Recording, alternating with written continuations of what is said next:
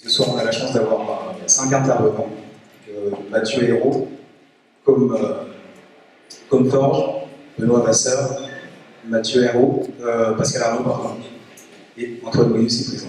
Je vais les laisser se présenter plus en détail et je vous souhaite par avance une très très bonne soirée. Merci.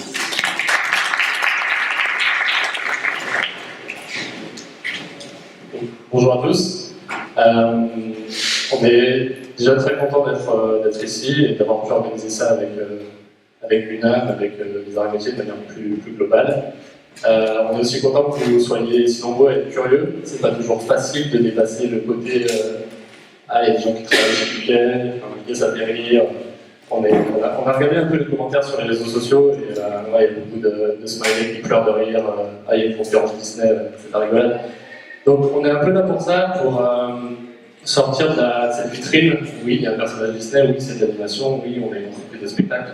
Maintenant, derrière, il y a des vrais jobs et on est 5 ici à avoir des jobs d'ingé chez Disney et dans 5 branches totalement différentes. Donc ça va être la partie intéressante, c'est de vous présenter un peu tout ce qui se passe derrière et tout ce qu'on fait dans si on est là, c'est également parce que Disney a des besoins.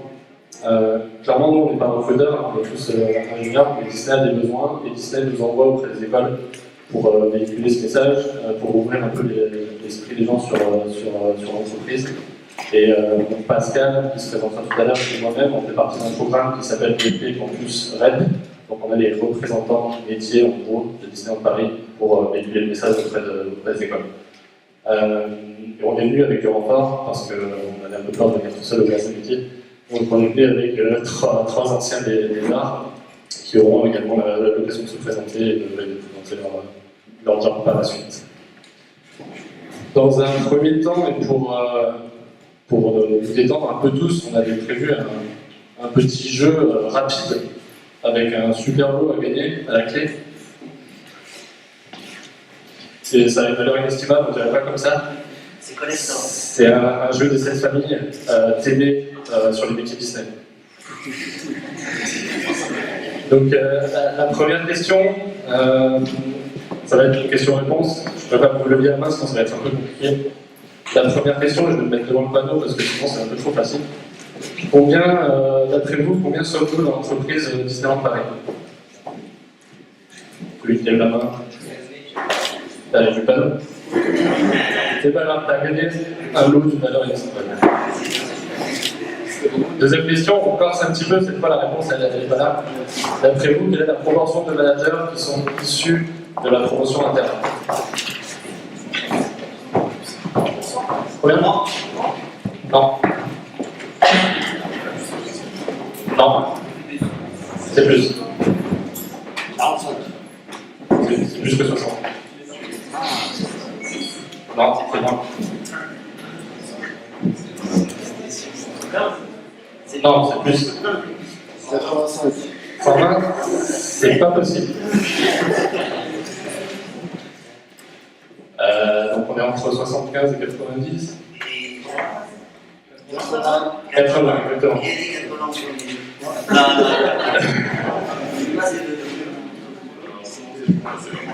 C'est vraiment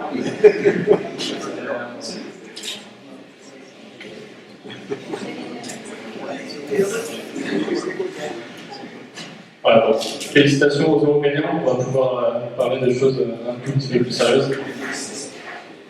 On va avoir une présentation en 4 temps. L'idée déjà, de manière générale, c'est d'avoir une présentation relativement courte, d'environ 30-35 minutes. Derrière, d'avoir une série de questions plutôt génériques, et derrière, passer à un cocktail qui sera vraiment la partie d'échange, où vous pourrez discuter avec chacun d'entre nous comme bon vous semble. Donc, au niveau du programme, on va passer un petit peu l'histoire de Disney. On va vous parler de la structure d'entreprise, de la diversité qu'on a chez Disneyland Paris, du caractère un peu exceptionnel de notre activité et ce que ça apporte au niveau des métiers. Et puis, bien sûr, après, chacun présentera son expérience chez Disney. Pascal, je vais te laisser présenter l'histoire de Disney.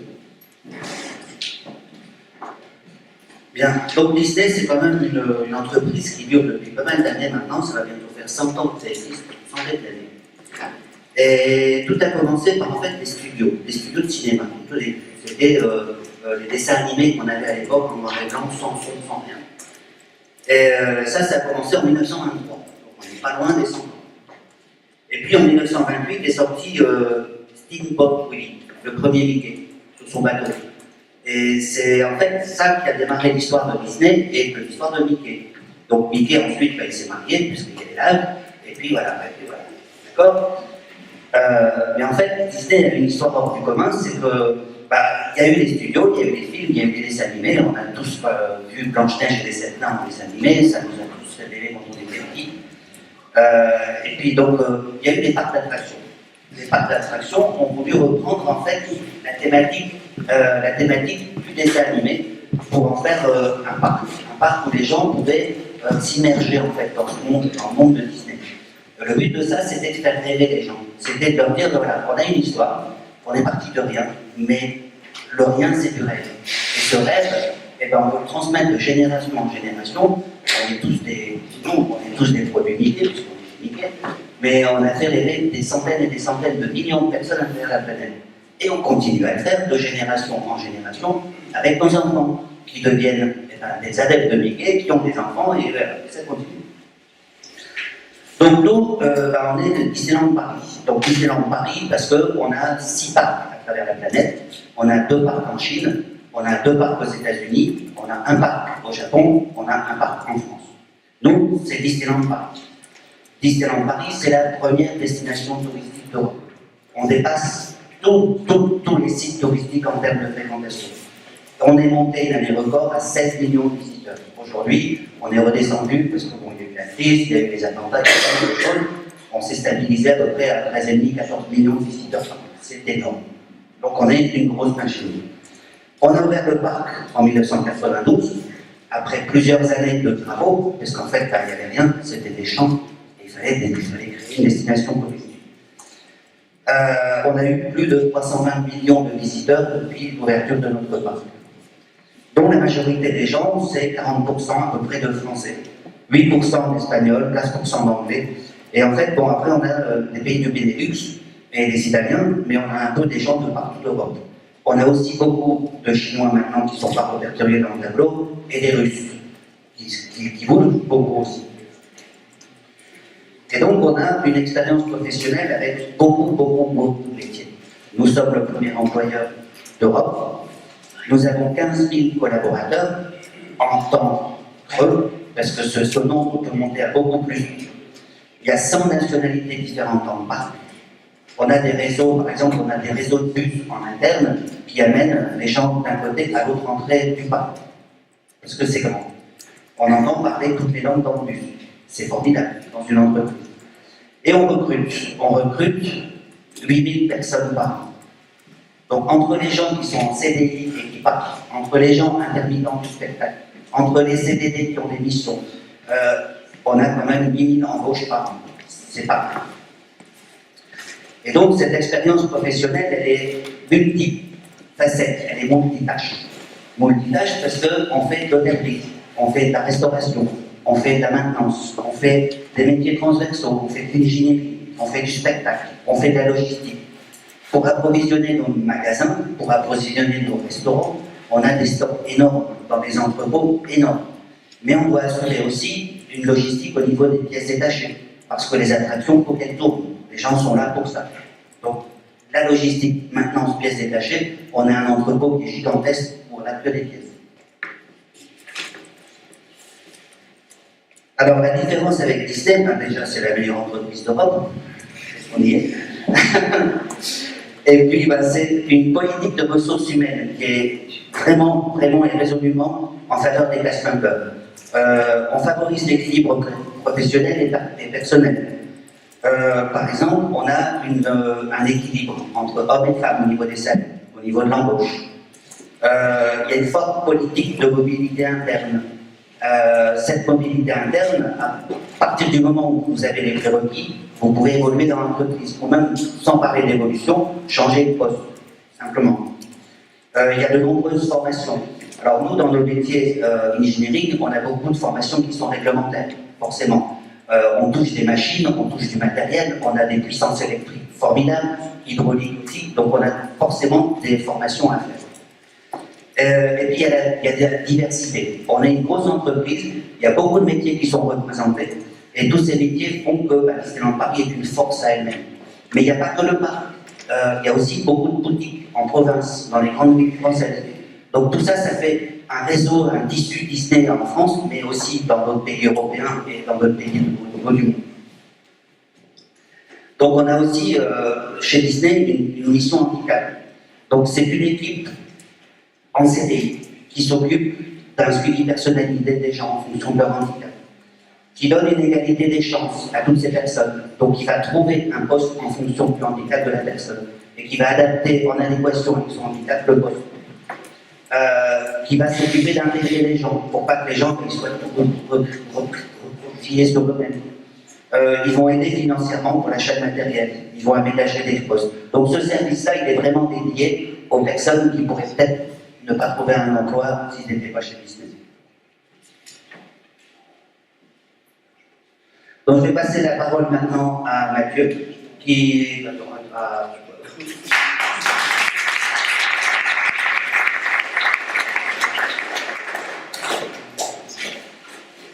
Du coup, oui, par la suite, on va effectivement présenter chacun de nos métiers. Mais avant ça, on voulait vous proposer une petite vidéo qui est une rétrospective en fait, de l'année 2017, de sorte à vous remettre un peu dans le bain et dans ce qui est notre... un peu état bien, et de ce qui est notre... la finalité de notre activité à tous. Comme ça, d'ailleurs, vous aurez plus d'éléments pour comprendre les liens qu'on a tous les 5, de près ou de loin, avec notre activité première.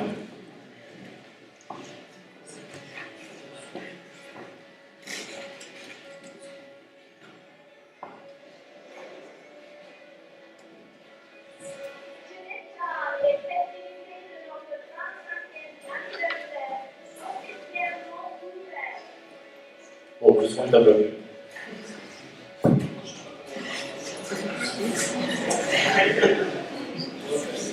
Nous sommes professionnels du spectacle.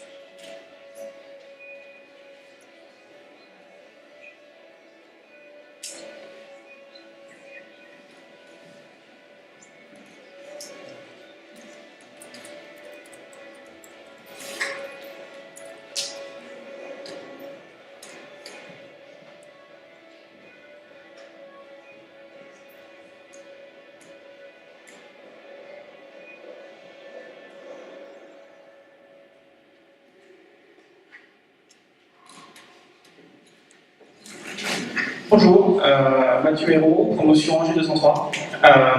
Je suis dans l'entreprise depuis 11 ans maintenant. Je suis rentré à Euro Disney juste après avoir terminé l'école en 2006. Je suis rentré en tant qu'ingénieur industriel en travaillant sur la partie gestion des flux, sur la séquence d'entrée des parcs, tout ce qui se passe depuis l'autoroute jusqu'au tourniquet d'entrée, et optimiser tout ça. Depuis, j'ai évolué dans l'entreprise, je suis passé par la direction immobilière, je suis maintenant responsable à l'ingénierie industrielle. L'ingénierie industrielle à Disneyland Paris, c'est un cabinet interne de consultants. On est une douzaine de consultants actuellement, avec quelques stagiaires, on embauche régulièrement. Cabinet de conseil dont l'objectif c'est d'améliorer l'expérience des visiteurs et d'optimiser le fonctionnement des opérations. Pour ça, améliorer l'expérience des visiteurs, vous connaissez Disneyland Paris, je pense que la plupart d'entre vous sont déjà venus. On attend beaucoup à Disneyland Paris. Notre objectif, c'est justement, pour améliorer l'expérience des visiteurs, d'essayer de réduire le plus possible le temps d'attente. On a plusieurs solutions pour ça. On met en place des outils de temps d'attente virtuels, passe-passe pour ceux qui connaissent par exemple. Tout un travail derrière d'optimisation de ce genre de produits pour optimiser la façon dont ça fonctionne. On travaille aussi sur l'amélioration de la performance des opérations. Une attraction, elle a un débit par heure. On cherche à optimiser ce débit le plus possible. Pour ça, plusieurs options. Travailler sur la partie mécanique. Avec nos amis de la maintenance, ça peut être assez compliqué. Travailler sur les process opérationnels. On a souvent des gros leviers là-dessus pour optimiser la performance de notre action et maximiser du coup le débit par la suite. On fait la même chose pour toutes les lignes de business opérationnelles. On travaille pour la partie restauration, pour les boutiques. Là, on cherche à maximiser le revenu, essentiellement, qui est quand même un point important pour l'entreprise. Une grosse composante de développement actuellement, donc une partie de l'activité de l'équipe, c'est le dimensionnement des futurs équipements du parc, des futures attractions, des futures boutiques. Comment est-ce qu'on s'assure que ça fonctionnera le mieux possible à l'ouverture? Donc, une partie amélioration continue, où on regarde sur ce qu'on peut faire actuellement, comment on peut l'améliorer, reprendre les bonnes pratiques de Disneyland Paris, mais aussi nos collègues américains. On travaille beaucoup au niveau segment sur ce qu'on peut optimiser et faire fonctionner ou répliquer d'un parc à l'autre. Ça marche dans les deux sens. Nos amis américains ou asiatiques réutilisent certaines des optimisations qu'on a pu mettre en place sur notre action. Le type de profil qu'on recherche à l'ingénierie industrielle, c'est essentiellement des gens curieux, avec une première expérience en ligne, compris en stage. On travaille sur des projets qui sont souvent relativement complexes, transverses, avec de nombreuses équipes impliquées. N'hésitez pas après, si vous avez des questions, si vous voulez en parler un petit peu plus, on est dispo après la présentation. Merci.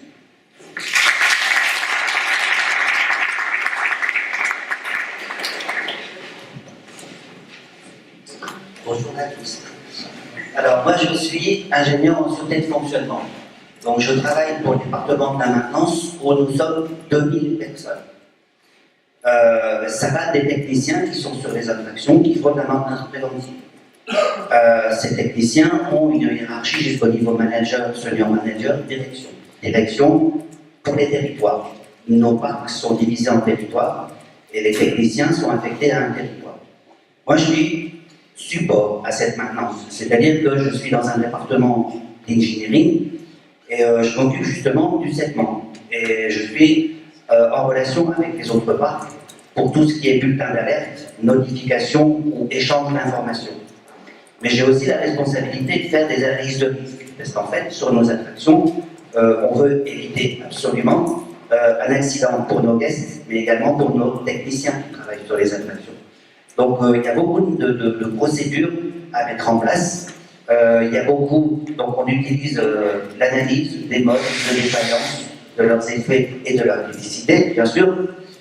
On a une forme standard à tous les parcs Disney que l'on remplit. Alors une analyse de risque sur une attraction complexe comme Space Mountain ou Rock'n'Roller Coaster, ça prend plusieurs mois. Parce que c'est vraiment des machines, on joue avec du gros matériel. Star Tour, on a des simulateurs de vol. On est en 220 bars au niveau de la pression, sur des tuyauteries qui sont énormes. Donc il y a une pression qui est telle, dans une énergie qui est énorme, parce que le simulateur il fait 6 tonnes, et on joue comme si c'était une boîte d'allumettes. Donc quand vous êtes dedans, vous avez vraiment l'impression d'être dans la guerre des étoiles, mais en fait c'est faux, je ne pouvais pas le dire, mais c'est un simulateur de vol qui sont les mêmes que les simulateurs de vol utilisés par Airbus Industrie, qui servent en simulateur des A320, des avions. Donc on a vraiment du beau matos, et donc nous, dans notre département, là on vient d'embaucher 4 ingénieurs, un ingénieur en automatisme et 3 ingénieurs en mécanique. Parce que bien sûr ce matériel souffre énormément. Nous on est à peu près 120 personnes, dont à peu près une quarantaine, cinquantaine d'ingénieurs, dont notre mission principale est de maintenir le parc, c'est-à-dire garder notre patrimoine en état. Donc la sûreté de fonctionnement, c'est la fiabilité, la disponibilité, la maintenabilité et la sécurité. Tout ça, ça fait partie de notre travail au quotidien et on est obligé de travailler avec toutes ces choses-là. Donc on a AutoCAD, pour ceux qui connaissent, SolidWorks, pour ceux qui connaissent, on a beaucoup de matériel au niveau des automates programmables. Donc quand on fait une réhabilitation d'attraction, on update le matériel et on remplace tout ce qui est la partie informatique industrielle en fait sur nos attractions. Donc bien sûr, on est obligé de faire des graves secs, des choses comme ça pour garder déjà l'attraction initiale, parce qu'il faut retransposer en fait les sorties dans un nouvel ordinateur. Voilà, donc c'est notre métier, mais on a aussi également du son et de l'audio. Sur Star Tour par exemple, qu'on vient de refaire, si on avait que le simulateur sans l'image et sans le son, on n'aurait pas l'aventure de la guerre des étoiles. Donc on doit synchroniser en fait toutes ces techniques différentes pour obtenir un spectacle. Ratatouille, qui est la dernière en date, pareil, on utilise un mouvement de véhicule, mais on utilise beaucoup aussi de son et d'image, et d'effets. On a des diffuseurs d'odeurs de jambon et de poisson. Tout ça, c'est pour essayer de donner une impression d'être réellement dans une cuisine. Donc tout ça, c'est géré par des ordinateurs, et à la séquence pile donnée, on va injecter un effet chaud. On appelle ça chez nous le chaud. Alors que les trains, les rails, on appelle ça le rail. Voilà. Je pense que je vais passer la parole.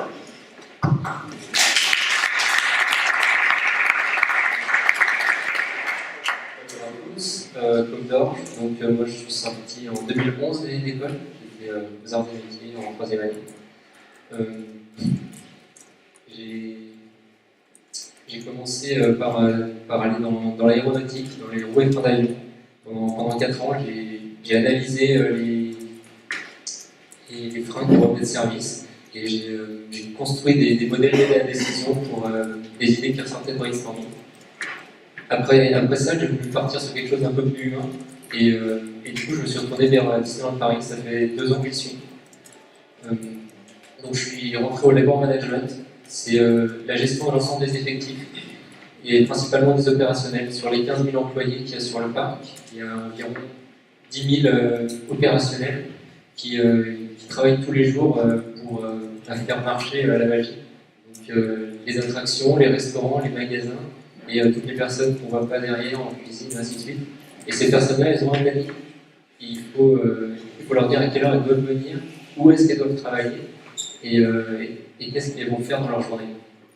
Et c'est vraiment le travail du labor management de faire ça.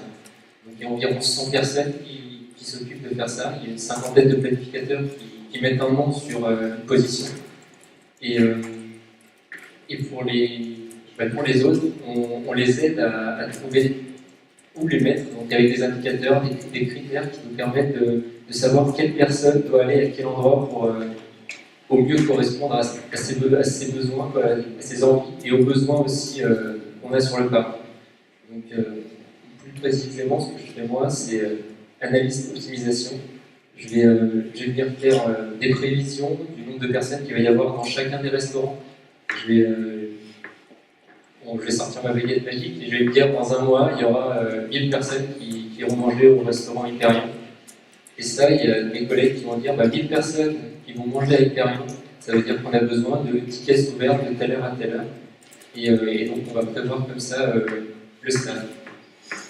Donc pour que l'expérience client soit la meilleure possible et pour aussi qu'on n'ait pas des coûts énormes. Parce que si par exemple on n'avait pas des indicateurs pour savoir combien de congés payés étaient payés, on pourrait se retrouver un jour où 50% de nos employés sont soit en week-end, soit en congé payé. Et donc on a besoin de demander 7500 intérimaires. Et ça va pas le faire. Donc on est obligé de prévoir à l'avance. Après, c'est des analyses statistiques, c'est de la recherche opérationnelle. On prévoit en fonction de masse globale. Je sais pas, on sait qu'il va y avoir 12 000 personnes sur le parc. Et ben on sait qu'il y a besoin d'ouvrir tel restaurant et que c'est pas la peine d'ouvrir tel autre restaurant. Parce que quelque part l'offre est suffisante par rapport à la demande. Voilà. Globalement aussi, qu'est-ce qui est recherché vraiment pour être analyste d'optimisation? Pour moi, c'est pas forcément une connaissance à proprement dit en sortie d'école, mais c'est plus de la curiosité et un sens logique et en fait une envie d'apprendre. Il y a plein de choses que je fais aujourd'hui, je ne connaissais pas avant de rentrer à Disney. J'ai bouquiné sur les sujets et en fait, si on est intéressé, on peut vraiment très facilement monter dans l'entreprise des modèles très intéressants et rencontrer des personnes qui sont responsables de 1000, 2000 personnes parce que il est le manager du plus gros lot. Donc c'est très intéressant, très enrichissant.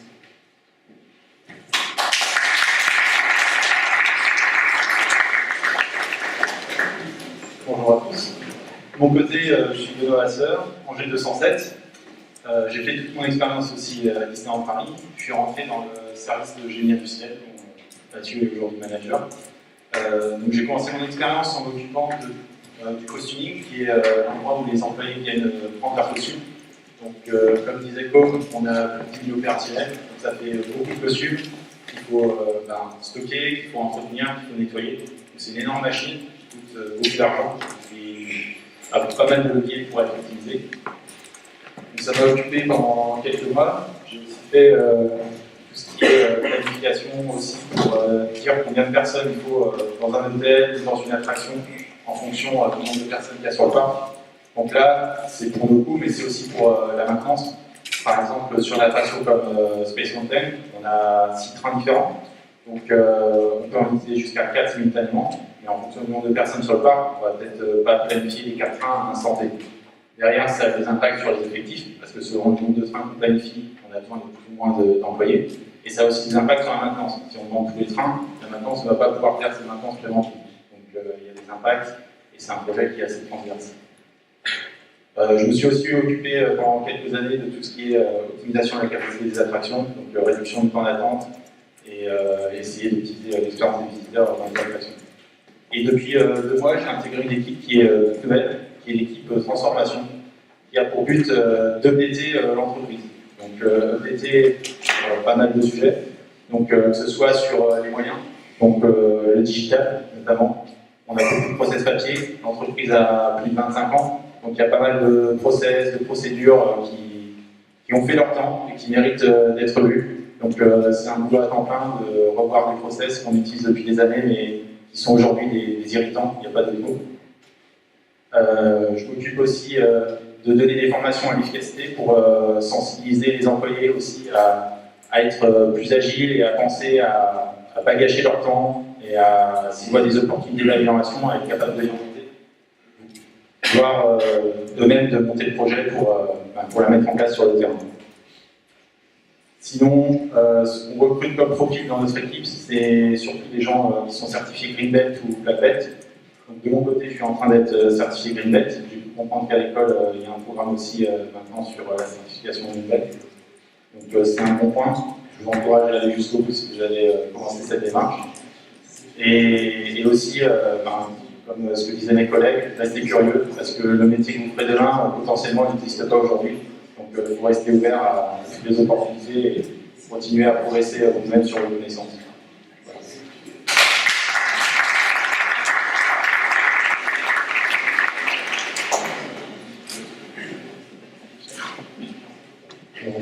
Pour ma part, je suis ingénieur infrastructure et transport dans une division qui s'appelle le développement immobilier et touristique de Val d'Europe. C'est un sujet un peu moins phare et un peu plus méconnu que le parc à proprement dit. Globalement, Disney est le développeur privilégié sur un territoire d'environ 2200 hectares, qui comprend des parts, et qui s'étend aussi sur les communes avoisinantes. Et tout ça est issu d'une convention qui lie l'entreprise, la Walt Disney Company, avec l'État français et avec les aménageurs publics, les collectivités territoriales, les acteurs de transport locaux comme la RATP et d'autres intervenants. Donc cette convention date de 87 et est venue en quelque sorte acter un deal global dont le point clé était l'implantation de Disney en France. Mais derrière ça, il y a effectivement tout le développement que s'est engagé à faire Disney, de par son attractivité et de par les compétences qu'il avait développées. Donc c'est un développement immobilier qui s'effectue par phase. Aujourd'hui, on est dans une quatrième phase. Dans cette quatrième phase, il y a quand même de beaux projets. On a vu dans la vidéo Village Nature. Village Nature faisait partie de la phase 4. Alors, nos équipes ont été là aux prémices. Derrière, effectivement, vu l'ampleur du projet, des équipes dédiées qui ont été affectées au projet de Village Nature. Maintenant, nous, au quotidien, globalement, c'est une liaison privilégiée qu'on a avec l'aménageur public pour venir construire, que ce soit du logement, du commerce, du bureau. Donc on a un parc international d'entreprises, on a des quartiers de logement assez denses, on a des quartiers beaucoup moins denses. On construit une ville nouvelle sur la base des villes nouvelles, et d'ailleurs on fait partie du secteur 4 de Marne-la-Vallée. Donc on suit cette logique historique qui a été incluée par De Gaulle. Et voilà, donc pour ceux qui connaissent, aujourd'hui on a le quartier de Val d'Europe, le quartier de la Gare, qui est très dense et qui est quasiment terminé en termes de développement. Et on a des quartiers très neufs, récents, qui viennent tout juste de sortir avec les premiers locataires qui arrivent, notamment on appelle les Agnes Studios sur un style un peu plus art déco, on pourrait comparer à des habitations aux US par exemple, à Miami ou des choses comme ça. Donc là, les premiers habitants sont rentrés en janvier de l'année passée, quoi. Donc on a encore des quartiers qui sont neufs, pas en page blanche, des champs agricoles. Et via la convention, on fait marcher toute cette négociation pour développer de nouveaux quartiers. Donc clairement, c'est une activité connexe, on n'a pas d'impact direct, on va dire, sur le parc, si ce n'est qu'on en a quand il y a de nouveaux développements. Donc quand le parc va chercher potentiellement, par exemple, soit ses coulisses, soit son domaine, ses attractions et autres. Maintenant, après, on n'intervient pas en direct sur le resort. Après, la particularité du job, et pour ma part, ça a été le plus gros travail à faire, surtout en étant ingénieur. Je vais me présenter. J'ai fait les arts et métiers en apprentissage dans la filière travaux publics à Aix-en-Provence. Je suis sorti en 2013. Donc je dirais que le plus gros travail que j'ai eu à faire, c'est que c'est un job qui a une part politique assez importante, vu qu'on est sans cesse en contact avec les collectivités territoriales, que ce soit les mairies, l'agglomération, nos partenaires publics, les autres partenaires, qui sont privés d'ailleurs aussi. Voilà, c'est une facette qu'on n'a pas forcément quand on arrive, quand on sort de l'école en tant qu'ingé, on est un peu là pour produire et pour avoir des trucs cartésiens, on va dire. Et malheureusement, il faut se faire à la vraie vie et au monde du développement immobilier. Et c'est pas toujours cartésien. On a beaucoup, par exemple, à titre d'exemple, on a beaucoup travaillé sur l'Expo universelle de 2025. Donc on était, entre guillemets, finaliste avec Saclay. C'est allé très très loin. On avait un dossier plutôt béton. Politiquement, on n'était peut-être pas au niveau, peu importe les raisons, en tout cas on n'a pas été choisi. Ça a été choisi et ce week-end, le Premier ministre a annoncé que la France renonçait à la participation à l'Expo. Donc voilà, et à un moment, on avait peut-être techniquement le truc le plus béton, maintenant on n'était peut-être pas là sur le plan politique, eux ils étaient, peut-être que techniquement c'était moins béton, peu importe les raisons, mais au final on a bossé sur quelque chose et le résultat il est purement politique. Et, voilà, c'est une facette que j'avais pas en moi et que j'avais pas dans mes premières expériences et que je découvre ici. C'est une des choses intéressantes. En termes d'embauche, on a une équipe qui est en train de s'agrandir. On vient de recruter une personne et on en a potentiellement une autre qui va être un poste qui va être ouvert assez rapidement. Donc voilà, ce qu'on gère, c'est des ingénieurs avec des qualités assez classiques. Finalement, ce qu'on fait, ça n'a rien de très technique, il n'y a pas besoin de savoir les parties. Aujourd'hui, je ne vais plus chercher sur le matériau, sur les choses comme ça. C'est clairement de la gestion de projet à une échelle globale. C'est très transverse, on a des équipes avec des juristes, des architectes, des développeurs immobiliers. Donc c'est quelque chose d'assez transverse et c'est plutôt de la gestion de projet. Donc voilà pour ma partie.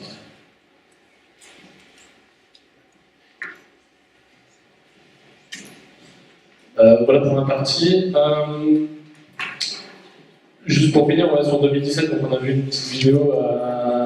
Effectivement, 2017 a été une année assez riche et comme le souligne Pascal, on a développé différents accords et on a eu des accords avec la ville de Paris pour faire venir de plus en plus de monde. On a eu forcément notre 25e qui a redynamisé un peu la tendance. On avait eu une année 2016 ultra compliquée avec les différents événements, que ce soit les événements climatiques, mais aussi les événements de type en soi, le terrorisme, mais aussi les manifestations qu'on a eues sur Paris, qui ne faisaient pas une bonne pub pour Paris. L'année 2016 était complexe et on est clairement reparti grâce au 25e en partie et grâce aussi à l'effort de chacun dans l'entreprise sur des chiffres bien meilleurs, sur une nouvelle dynamique. Et si on a une équipe transformation, c'est aussi pour poursuivre cette dynamique-là. Donc aujourd'hui, je pense qu'on va tous aller dans le même sens et on va avoir de belles années devant nous. Donc clairement, pour finir, après on partira sur peut-être une petite partie questions-réponses ici, puis après peut-être. Je vous invite, alors clairement comme on l'a indiqué, on n'est pas recruteur, on est ici pour vous véhiculer un message. Donc si vous avez des CV, ça ne sert pas à grand chose de nous défiler, on n'aura pas de poids pour aller les appuyer auprès des RH. Maintenant, on est présent sur la quasi-totalité des réseaux. Je vous conseille clairement d'aller sur notre site internet dédié au RH.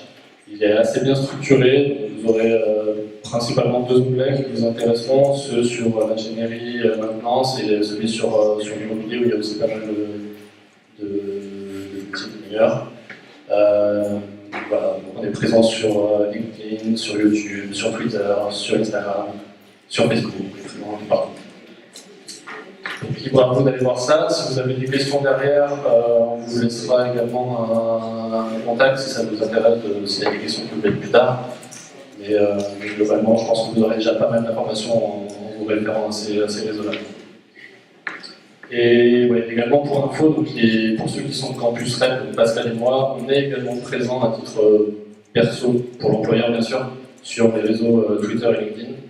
Donc pareil, sur nos spécificités respectives, on essaie de publier du contenu et de publier surtout des offres dont elles sont dans le Campus Rep.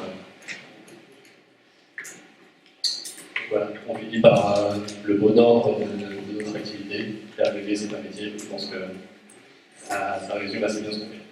Ce qu'on essaye de faire en tout cas. Voilà, je pense qu'on peut passer à une partie questions-réponses à main levée s'il y en a, et puis sinon après le cocktail sera peut-être plus adapté pour échanger de manière informelle. S'il y a des questions, n'hésitez pas. Est-ce que ça passe en micro?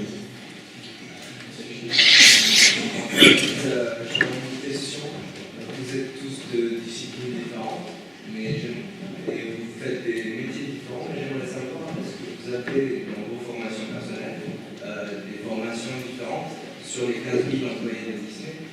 Quels sont les types de profils que recherchez dans l'entreprise? Je sais que c'est une grande entreprise, il y a plusieurs départements de spécialité, mais les principaux, vous êtes de la gestion, de la technique. On a 500 métiers différents.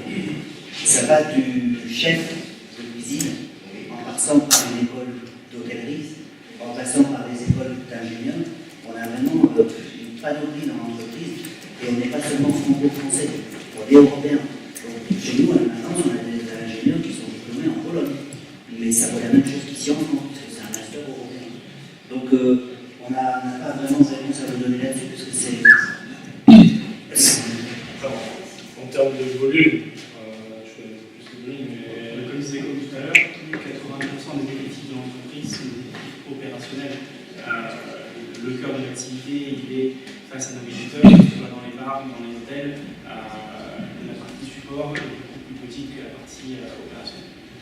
Au niveau opération, par exemple, les gens qui accueillent les visiteurs, ils n'ont pas forcément un cursus scolaire. Voilà.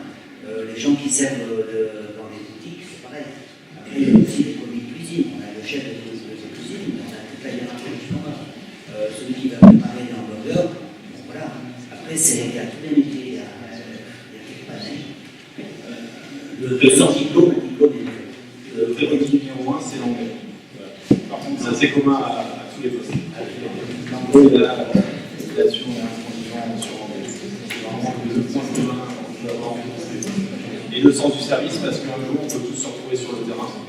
Que ce soit, on va dire, même en étant cadre, une équipe de volontaires qui peut être amenée à être appelée sur le terrain en cas d'événement quand c'est peut arriver pour aider les visiteurs. Donc là-dessus, c'est bien d'avoir un minimum de sens du service, être capable de se mettre à la place du visiteur pour comprendre ce qu'il peut ressentir et être capable de s'exprimer en anglais parce que seulement 40% des visiteurs sont français. Donc, je serais capable de communiquer avec eux. Alors, je voudrais rajouter à ça, cadre ou pas cadre, on peut faire des challenges. On se met dans la peau de quelqu'un d'autre. Et on peut être cadre, dirigeant, directeur, vice-président et ramasser avec un ramasse les papiers qui rentrent pas. Et ça ne déclare pas de poste, au contraire. Par contre, comme il dit, on a beaucoup d'événements spéciaux aussi d'antiennes restaurées. Et on a des événements spéciaux, on a une langue européenne. Donc c'est l'anglais. C'est pas forcément que le français. Monsieur, vous avez aussi des sports soumis pour aller dans les autres parcs. Pas du tout, parce que c'est en Paris, c'est une entreprise qui suffit à elle-même. Si elles sont connectées, est-ce que les parcs sont connectés au niveau de mobilité ou même des très faciles? En fait, il y a une passerelle France vers les États-Unis, c'est pour être opérateur sur les côtes, c'est pas les côtes françaises. Donc là, c'est vraiment opérateur, c'est pas des cas. C'est plutôt rare, sinon ça va être cadre aux gens qui vont être envoyés en vue de vraiment faire c'est leur un gros palier. Ou après, un cas très particulier de l'ouverture à un nouveau parc. On vient sous servir de la compétence des parcs, des personnes qui travaillent dans les parcs existants. On essaie de voir le temps d'ouverture. Avant l'ouverture, et préparer les plans locaux à l'ouverture, donc sur une durée de 8 mois ou sur un an. Voilà, donc ça peut être une histoire comme ça, mais c'est du cas particulier. Les parcs fonctionnent indépendamment. Il n'y a pas de direction pour tous les parcs. Maintenant, il y a une direction commune, parce qu'on fait partie de la WDC. Alors, j'ai oublié de parler tout à l'heure, on a aussi des bateaux de croisière. On a 4 bateaux de croisière, genre Costa, etc., qui sont dédiés. On a une île Disney du côté des Bahamas, il y a une île qui est dédiée avec une destination Disney. Et ces bateaux sillonnent la planète. Donc, on peut faire cette communication pour du Disney Cruise. Et là, on se retrouve avec des gens d'un peu partout. Mais on n'est plus à terre. Enfin, on est tout le temps. Et le fait de ne pas échanger avec les États-Unis, c'est-à-dire de ne pas aller travailler aux États-Unis, ne veut pas dire qu'on travaille avec Voilà. un projet de par exemple, pour refondre la façon de penser à la planification. Et du coup, on travaille tous les jours avec les États-Unis pour essayer de globaliser à tous les parcs le même système de planification. Et on a été choisi comme les leaders du problème, du projet, parce que c'est un problème, c'est la planification d'un Français est 10 fois plus dure que la planification d'un Chinois ou d'un Américain. Donc on commence chez nous et après, une fois que ça marche chez nous, ça marche chez nous. Donc tous les jours, on fait des États-Unis pour développer des choses. Je ne sais pas si la gestion du projet, par exemple, si vous avez fait le parcours de développement via le carrière center, etc., qu'est-ce que vous avez mis sur votre CV qui a permis de vous distinguer de tous les premiers? Être soi. Il y a beaucoup de candidats. La gestion du projet, c'est pas. C'est pas. C'est forcément un truc en plus, c'est une expérience par rapport au fait. Pour ma part, c'était quand même la compétence de base, j'ai resté dans le génie civil, donc encore des immobiliers, j'ai cette compétence technique de base. Après, je pense que j'avais. En fait, après les arts, j'ai fait une école, j'ai fait un master lié au Paris. Donc peut-être qu'il me manquait une certaine ouverture et potentiel adaptabilité avec le côté collectif dont on parlait. Donc ça m'a semblé, je suis là, mais voilà, c'est une petite répartie. Pour ma part, j'en ai fait en 91. Donc, c'était pas du tout les mêmes méthodes de recrutement qu'aujourd'hui. Je sortais des concerts, d'un bureau d'études système aéronautique à un chantier, avec des bottes. C'est la boue, parce que Disney n'existait pas, il fallait tout créer. Donc, ça dépend de. Voilà, ça dépend du groupe, ça dépend de l'expérience.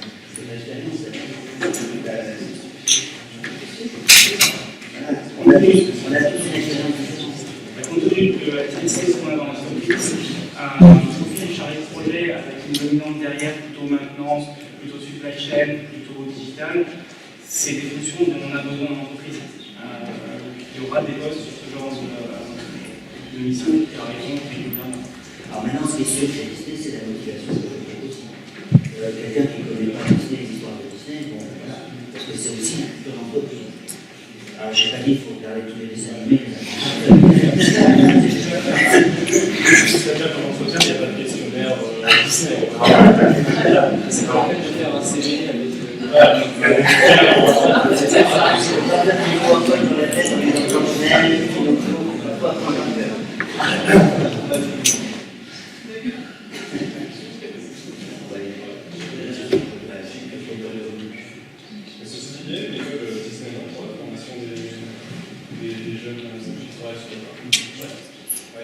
Enfin, on a la Disney University qui est une sorte de formation interne. Donc, par exemple, on a des formations métiers, mais aussi dans le métier général, on va dire en qualité de personne, etc. Ça peut être des prestataires qui viennent à la Disney U, à la SAD, etc.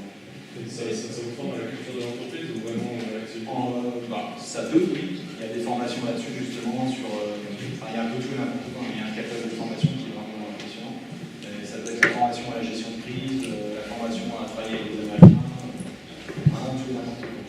Alors, par contre, quand vous rentrez chez Disney, on a une formation qui est traditionnelle.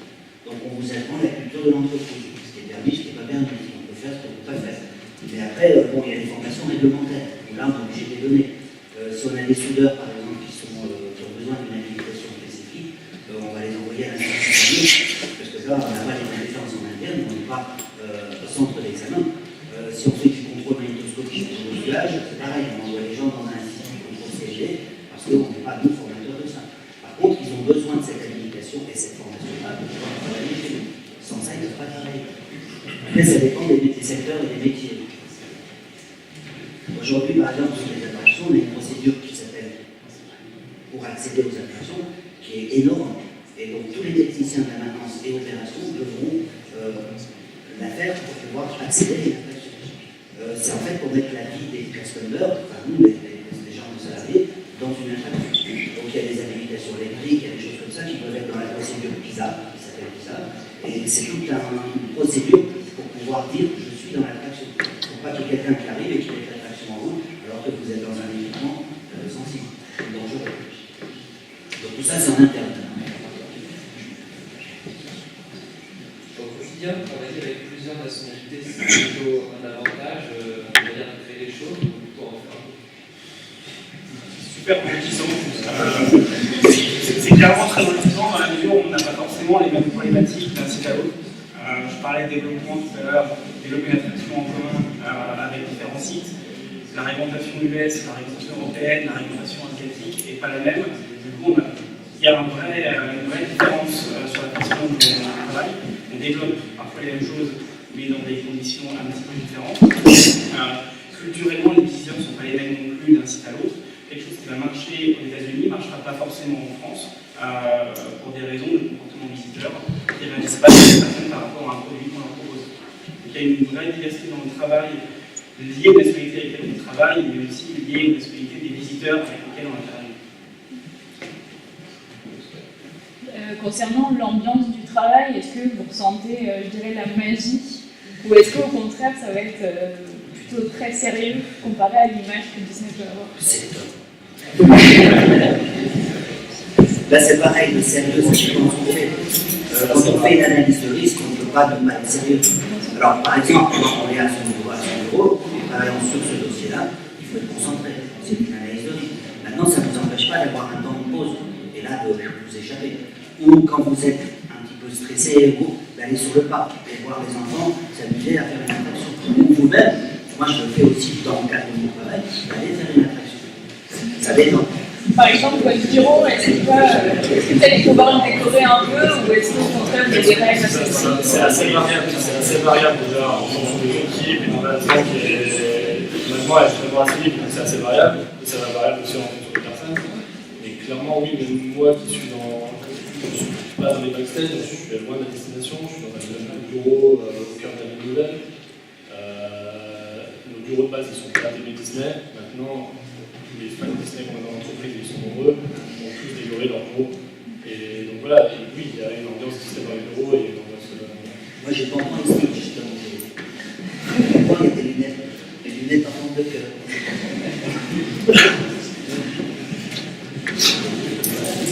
Et du coup, pour revenir sur le sujet, il y a un indicateur que j'aime bien, c'est le taux de turnover. Vous avez une idée pour les ingénieurs chez Disney. C'est-à-dire combien de gens quittent l'entreprise par an? Il y a un cinquième des ingénieurs qui se barrent tous les ans ou pas?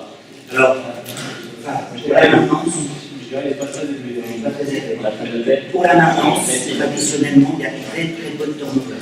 Dans d'autres départements, opération, il y a beaucoup plus de turnover. Cuisine, je ne sais pas, marchandise, je ne sais pas. On va dire que dans les métiers techniques, puisque moi j'ai choisi ingénieur pour la technicité, on a comme machine là, on a très peu de turnover. On a beaucoup de techniciens ou d'ingénieurs, ou de managers ou de team leaders qui sont là depuis l'ouverture. D'accord. Donc tout ça, c'est des gens qui partent aujourd'hui là. Oui. Donc aujourd'hui, on a un train en train de partir, et donc il y a un train qui est en train de rentrer. Et là, cette semaine, on a embauché 4 ingénieurs. Un en automatisme, 3 en mécanique. On aura de l'audio, on aura du son, on aura... Bon, après, c'est des spécialités. Maintenant, on peut dire qu'il y a des places demain, je ne sais pas. Il faut que le train avance. D'accord. Après, chez vous, c'est un peu nouveau par rapport à... En tant qu'ingénieur, on n'est pas malheureux. Il est là depuis 11 ans, 7 ans. En gros, on évolue en interne et le turnover, il nous semble pas plutôt. 4%. Je ne connais pas les chiffres, après au global, je ne connais pas les chiffres par typologie de métier, mais en global, je n'ai pas le turnover, mais je sais que une personne reste en moyenne 8 ans dans l'entreprise. La moyenne d'âge de l'entreprise est de 35 ans, enfin, ça donne quelques. Alors qu'on a une typologie de métier plutôt très opérationnelle sur 80% de. Ça répond à la question. Maintenant, dans les métiers opérationnels, ça doit être beaucoup plus élevé, tout ça, je ne sais pas. Après, on a des intermittents du spectacle, est-ce qu'ils rentrent aussi dans cette activité? Je ne sais pas. Parce que ces gens-là viennent aussi pour un contrat, quelque part, ils viennent faire des œuvres. C'est tout souvent les princesses et les princes qu'on a sur les chats, et c'est les reines. Et donc voilà, mais ils sont là parce qu'ils dansent.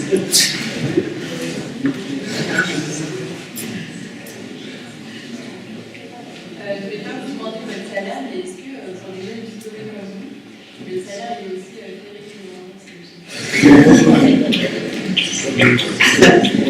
sur le marché. On est positionné sur le marché. Après, c'est aussi à toi de vendre. Ouais, on est positionné sur le marché.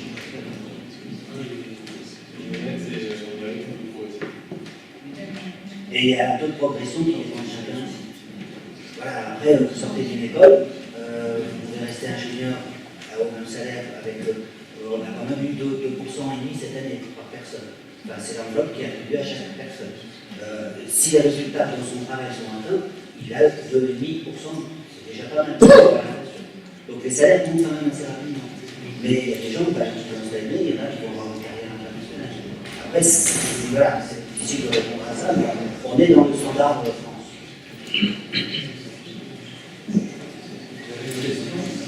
Il y a beaucoup d'interactions dans votre programme. Est-ce que, en tant qu'ingénieur français, vous avez un pouvoir de décision, évidemment, à chaque échelle de vos postes respectifs, un pouvoir de décision sur les innovations de ça, Oui, comme je disais tout à l'heure, comme tous les parcs ne fonctionnent pas de la même façon, tous les clients ne sont pas les mêmes d'un site à l'autre, on a un pouvoir de décision, de modification pour s'assurer que ce qui est développé correspondra aux besoins de nos visiteurs. Si on copie quelque chose qui a pu marcher aux États-Unis sans s'assurer que ce soit cohérent avec nos clients, ça peut rater. Donc, on a un pouvoir de décision pour s'assurer que voilà, on a besoin. En termes de maintenance, on a fait par exemple Patagonie. On a été les premiers en Europe, en France, à faire cette attraction-là. C'est un succès. Ça va être copié, ça va être retransmis avec un autre nom aux États-Unis. Donc le concept sera le même, le concept de base. Nous, on a été les pionniers de ça. Donc on a créé des procédures de maintenance, on a fait des analyses de risque, on a fait des manuels des sciences constructeurs, on a tout ça. Ça, on le donne aujourd'hui aux États-Unis. Il y a un échange entre les deux parties. Mais dans mon activité, il y a aussi le service bulletin. C'est-à-dire qu'on a un ratatouille, il vont avoir Ratatouille. Et le problème de Ratatouille, il va falloir, si on a un souci, le partager. D'accord? Donc aujourd'hui, le service bulletin, par exemple sur la tour de la Terreur, on reçoit des bulletins d'alerte quand on a un incident ou un accident. Et donc c'est à nous, en interne, la première chose à faire lorsqu'on reçoit un bulletin d'alerte, c'est de mettre tout en place au niveau de Disneyland Paris pour pouvoir éviter l'accident. Mais quand on a un accident à Disneyland Paris, c'est aussi l'inverse de pouvoir prévenir les autres parcs qui ont la même attraction qu'on a eu ce problème. Donc il y a un échange qui est de plus en plus réel et qui va continuer dans le temps, puisque depuis 2017, nous sommes Walt Disney Corporation, Walt Disney International. Avant, il y avait peut-être une tendance à être franco-français, aujourd'hui ça c'est fini. Donc on va de plus en plus partager avec les autres. Je travaille du coup sur le développement tout ce qui doit être attraction. Alors, la maintenance est toujours représentée dans une nouvelle attraction. Par contre, on a une entité qui s'appelle EDI, Euro Disneyland Imagineering. Voilà, qui elle travaille avec Walt Disney International et qui a des projets de base, mais qui va construire l'attraction sur le site de Disneyland Paris. Et c'est ensuite, au bout d'un an, que la maintenance Disney va récupérer. C'est en termes de construction, voilà. En amont de ça, au niveau de l'ingénierie industrielle, on intervient par rapport au dimensionnement, s'assurer que l'attraction correspond à ce dont on a besoin pour arriver à ce constructeur en termes de capacité.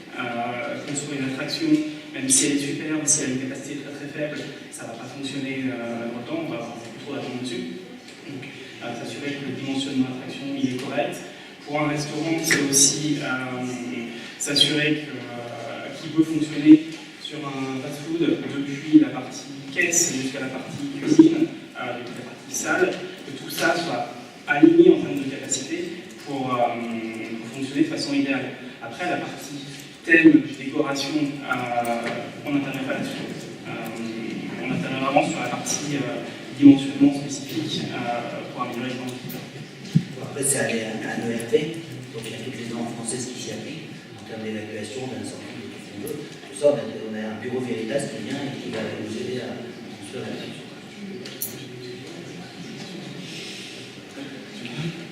Vous disiez tout à l'heure recruter environ 1000 collaborateurs sur l'entreprise Disneyland, mais du coup, par rapport aux métiers qui nous concernent, comme ingénieur ou manager, quels sont les chiffres ces dernières années et dans le futur, est-ce que vous comptez augmenter ce chiffre et quelle proportion?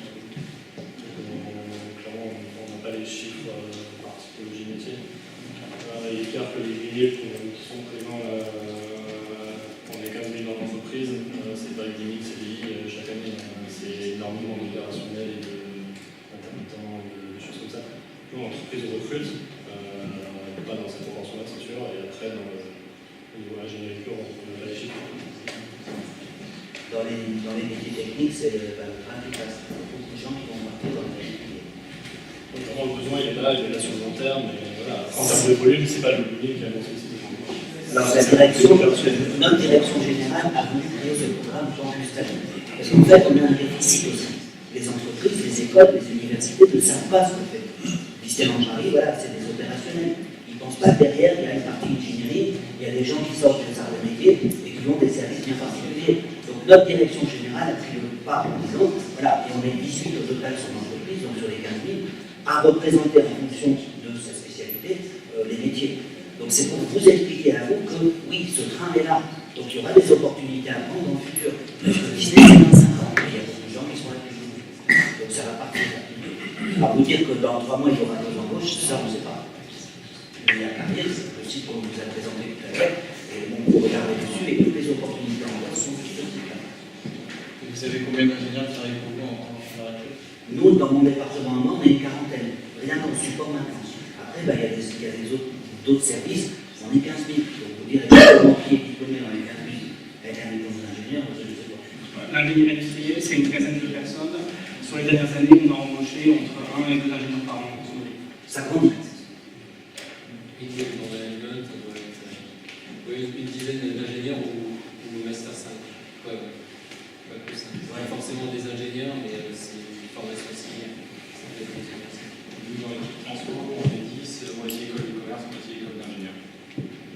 Création de poste. Sur les volumes un peu différents, en gros, l'équipe de développement immobilier, c'est 50 personnes, on va dire.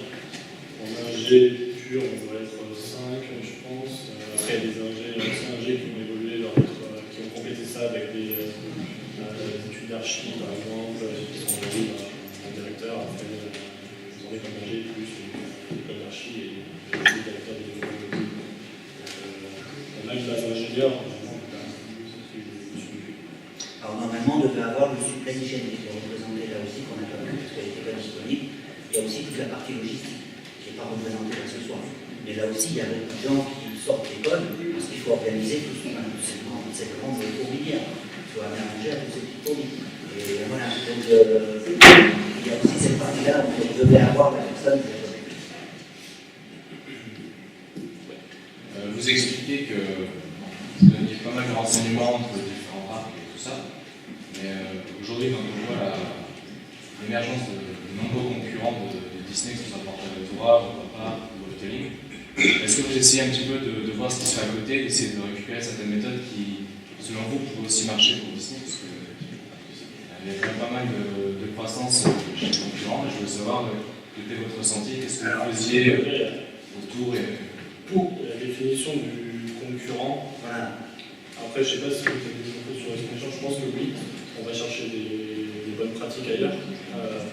On ne se place pas comme un concurrent des parcs qui ont cité, dans le sens où on est très orienté famille, on n'est pas uniquement sur l'aspect sensation forte, etc. On a une clientèle. C'est des familles, on ne parle pas des familles. Après,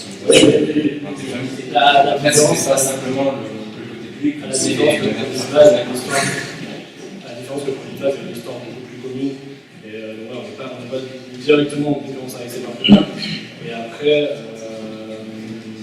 oui, je pense que on a une équipe de veille, on va dire, sur ce que font les concurrents, qui s'appelle Strapten. Donc, c'est 5-6 personnes qui vont faire des benchmarks, qui aident régulièrement la direction sur les éléments qui se passent à côté sur le live parler. Après, on a aussi, comme dans tous les secteurs, il y a une association de tous les parcs d'attractions en Europe, enfin même dans le monde, donc qui est aussi un bon vecteur d'échange pour être sûr de savoir un petit peu ce qui se passe à droite à gauche. Il y aura des conférences aussi où c'est assez facile de savoir ce que les autres font et quels moyens ils mettent aussi sur ce qu'ils font. Ça aussi, notre métier, nous, c'est de faire rêver. Et de par l'histoire de Disney dont on a parlé tout à l'heure, il y a toute cette magie qui est là, qui n'a pas forcément dans les autres parcs. Je vais dire qu'on est plus, peut-être, nous, copiés en termes de thématiques. Par exemple, Astérix, on voit qu'ils ont changé petit à petit dans le temps en mettant des décors sur leur attraction. Chose que Disney fait depuis très longtemps. Les autres parcs, c'est pas vraiment une concurrence. On est la première destination touristique française et européenne pour le moment. Le jour où on le sera plus, peut-être que là, on verra ce qu'il faut faire pour y être le plus gros. Mais pour l'instant, on est les plus gros. Donc on est plus copiés. Alors, comme je disais, on a une norme européenne aujourd'hui sur les parcs d'attractions et les fêtes foraines. Disney est le majoritaire dans cette histoire-là. C'est Disney, en fait, qui, quelque part, il écrit la norme par rapport à son activité. Les autres n'ont pas le poids technique et représentatif dans cette norme-là. Et mon directeur, qui s'appelle Pauline, qui est un anglais, fait partie de cette norme. Et donc, c'est lui qui écrit cette norme par rapport à nos procédures à nous. Et cette procédure à nous, elles nous viennent de la France, de l'Europe, mais des États-Unis aussi. Et de la Chine maintenant. Donc, c'est un concentré de normes, de standards, de choses comme ça, qui crée nos standards ici. Donc, forcément, un Astérix ou un niveau de l'Europe, on n'a pas forcément les moyens techniques que nous, on les a. Donc, forcément, on est quelque part, pour le moment, je ne sais pas si ça ne peut pas tout le temps, mais... Alors, aux États-Unis, on a un gros concurrent, effectivement, on n'a pas, c'est Universal Studios. Mais on n'a pas en Europe, pour le moment. Du coup, vous attendez un petit peu ou vous essayez quand même de... On attend quoi? On benchmark pas seulement notre industrie, on regarde aussi ce qui se passe à l'extérieur, chez les transporteurs, dans l'industrie de la restauration. Notre cœur de métier, c'est l'opération du par-attraction. Maintenant, on regarde ce qui se passe quand même ailleurs, et pas seulement dans les parcs. Le monde évolue, ça innove de partout, et les bonnes idées pour le futur, elles ne sont pas forcément dans notre industrie actuellement, mais au contraire, on peut aller chercher à l'extérieur. Et on se diversifie, parce qu'on a acheté du Casfilm, on a acheté Fox, on rachète des studios. Voilà, donc forcément, ça grandit au niveau marketing, au niveau image, forcément, parce que on trouve des produits qu'on n'avait pas dans nos parcs avant, mais qui appartiennent aujourd'hui. Donc on continue continuent à grandir. Parce que du coup, moi j'habite dans l'Est de la France, donc on a pas mal de parcs qui recherchent toujours pas simplement à grandir, mais aussi ces nouvelles thématiques. Et je trouvais ça intéressant d'essayer de trouver des nouveaux champs. Et je me disais, est-ce que aussi Disney va continuer à développer de nouvelles choses qui seraient intéressantes pour professionnellement? Il y aura des développements des parcs existants, mais le It's a Small World, ça reste là. Parce que ça fait partie du parc 1. Et on ne va pas changer ça parce que c'est. Voilà, tout le monde connaît ça. Cette attraction-là qui est simple, entre le moment, ça va rester pendant. Voilà, aux États-Unis, elle a 55 ans, ça fait 55 ans. On ne va pas essayer de changer, d'adapter par rapport à. C'est très bien comme ça. Parce qu'il y a tout le décor, il y a toute la musique. Et les enfants, vous avez des enfants, vos enfants, vous avez besoin de musique. Après, comme vous disiez, le métier de support était de savoir concevoir des choses sans appui du public pour laisser passer et juste le rêve. Mais est-ce que vous allez toujours chercher de nouvelles choses pour que, par exemple, vous dites c'est Small World, est-ce que vous allez essayer continuellement à trouver de nouvelles méthodes pour que les poupées tournent toujours, peut-être d'encore meilleure qualité, peut-être encore moins cher sans parler sur la sécurité? Il y a deux aspects. Il y a l'aspect chaud, c'est-à-dire les gens qui rentrent dans le parc voient un décor qui bouge. D'accord? Après, il y a la technique. It's a Small World, on va être fermé dans peu de temps et on va changer toute la partie pour prendre commande. Donc tous les ordinateurs qui ont aujourd'hui 20 ans ou 25 ans vont être changés. Notre boulot, nous, à la maintenance, c'est de faire des réhabilitations. C'est de faire en sorte que l'attraction reste pérenne dans le temps, mais avec une thématique qui est toujours la même. Donc la poupée qui est là et qui fait la poupée australienne, elle sera toujours la poupée australienne là. Maintenant, la partie commande, ça va faire, donc l'automate programmable, la partie de règle qui va faire animer la poupée, ça va changer, bien sûr. Mais on va garder la thématique, c'est tout. Notre boulot à nous, c'est d'obtenir le matériel. Oui. Là, dans l'idée, on sort d'un plan de 2 ans de réhabilitation des attractions majeures. Tout a fermé pendant 6 mois à 1 an, et on a mis à jour l'électronique, les véhicules dans certaines attractions, les pièces mécaniques aussi, et les snowboard par exemple, en termes de la neuf, l'animatronique à Pirates des Caraïbes, qui avait 25 ans, qui est complètement refait. Et tu vois, la 3D à Star Tour par exemple. Voilà, Star Tour, c'était encore des films de 35 mm qui étaient dedans il y a 2 ans. C'est ça. C'est du numérique. C'est fini, c'est du numérique. On reste dans le thème, mais on arrive à adapter les attractions. Et après, sur le parc, bon, on a la dernière attraction date de 2014, donc c'est certain que ça va pas être la toute dernière qu'on a vue. Il y aura des nouveautés à Et sur Star Tour, par exemple, au niveau numérique, on est au top aujourd'hui mondial. Parce qu'on a des petits morceaux de séquences qu'on synchronise avec tout. En fait, avec des petits morceaux, on fait plein de films. Et vous n'avez jamais le même Star Tour. Parce que c'est plein de films. Donc vous pouvez faire toute la journée, vous n'aurez jamais le même film. On a des premiers à faire ça. Donc effectivement, voilà, mais la technologie évolue aussi. Et on ne peut pas changer tous les ans un Star Tour. Donc on essaie de traiter en fonction de. Une dernière question plutôt courte pour poursuivre les échanges autour du fait. C'est une dernière question. Ça par rapport au système d'information. Il y a pas mal de virages digital pour les c'est ce qu'on est en train de dire. Si vous faites ça vous-même, vous déléguez ça en France.